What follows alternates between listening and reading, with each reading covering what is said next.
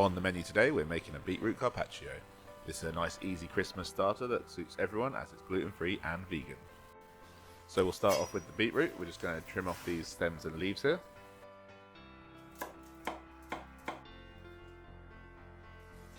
Next up, we're just going to crush a couple of cloves of garlic. You need about 1 clove of garlic per 2 pieces of beetroot. Get yourself a piece of tin foil, a little bit of thyme goes in there, your garlic and a couple of your beetroot. Wrap up tightly and throw in your oven for about an hour at 200 degrees centigrade. Now we're going to start our dressing, as it needs to cook and cool down before we can use it. So I'll start by putting some balsamic in a saucepan and then add in your sugar and give it a quick stir. Now we're going to bring this to a boil, and you'll see at first the bubbles are very small and pop rapidly, but after you reduce it slightly you'll see that they linger for a little bit longer. At this point you just take it off and it should be this thicker consistency, and it will continue to thicken as it cools down. Next up, we're just going to segment an orange, so start by top and tail in the orange, and then we'll just peel it all the way around the best you can, making sure we get all of that white pith off.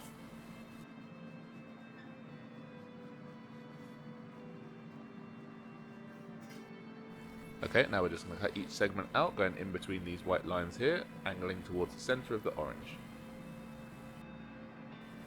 And we'll just repeat this until all the segments are out of the orange.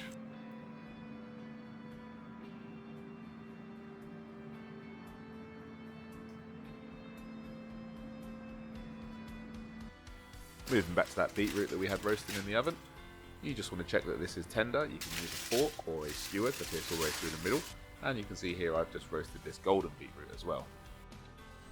Once you're happy that it's cooked, just leave it to cool down fully, and then we're going to cut slices. No need to peel it. Next up, grab yourself a pastry cutter and you're just going to cut nice even rounds out of each piece.